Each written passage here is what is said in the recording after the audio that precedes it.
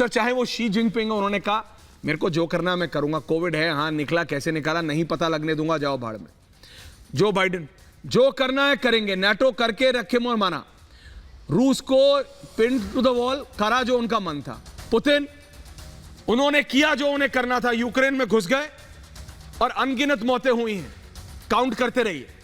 Zelensky, मैं तो हर संसद में बोलूंगा ही बोलूंगा, मेरे को नहीं मानना, मैं अपने आप को नोबेल पीस प्राइज मिला के मानूंगा, मेरे से यूक्रेन नहीं संभल रहा तो नहीं संभल। मतलब आखिरकार हो क्या रहा है? There is no value for human life. मतलब आदमी की जान की कोई वैल्यू है नहीं, ये तो बहुत पहले कही जाता है। लेकिन सर 2022 में जनरल दयाल, मैं फिर आपसे बोल रहा हूं, ये जंग चाहे यूक्रेन की हो या ये कोविड-19 की, ये मुझे समाप्त होती नहीं दिख रही है।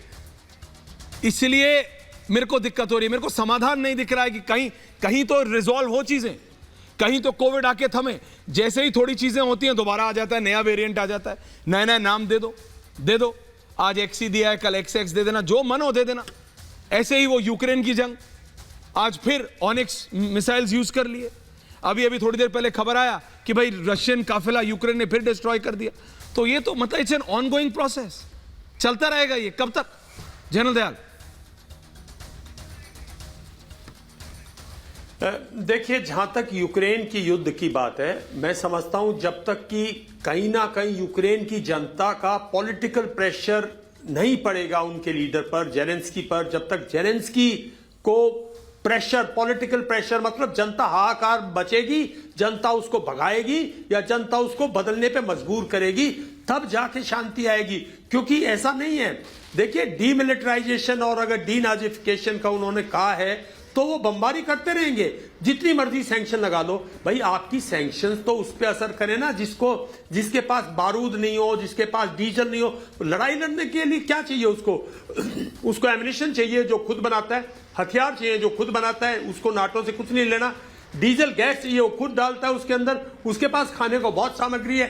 तो ये लड़ाई चलेगी जब तक कि प्रेसिडेंट जेलेंस्की नहीं झुकेंगे, नहीं अपने देश को बचाने के लिए पहल करेंगे। वो करेंगे पहल, मैं आपको लिख के दे सकता हूं, वो पहल करेंगे, क्योंकि पूरे यूक्रेन को थोड़ी तबाह कराएंगे वो। लेकिन ये लड़ाई तभी रुकेगी जब वो अपनी जिद से हट जाएंगे, नाटो की मेंबरशिप बिल्कुल मना कर देंगे, पार्लियामेंट में पास करेंगे, प्रूफ देंगे कि हम नहीं जाएंगे, और उसके बाद जो है वो बिल्कुल डीनाजिफिकेशन के लिए एग्री करेंगे। डिसआर्मिंग, जो हार्ड लाइनर राइट विंगिस्ट उनकी फौज में हैं, वही लोग तो लड़ाई लड़ा रहे हैं, वही लोग विनाश कर रहे हैं। ये रेगुलर फोर्सेस से ज्यादा मिलिशिया ज्यादा ऑपरेशनल है। अगर आप देखें तो जितनी तस्वीरें आ रही हैं वो मिलिशिया की आ रही हैं, रेगुलर ट्रूप्स की कम आ रही हैं। तो ये एक लड़ाई है जो नहीं रुकेगी। जहां तक कोविड की बात है, जब तक आप कोविड के जन्मदाता चाइना का आप पूरी तरह से, World Health Organization has failed to check कि कहां से इसका जन्म हुआ, कैसे हुआ, किन हालात में, और इस पर क्या इफेक्टिव स्टेप्स होंगे।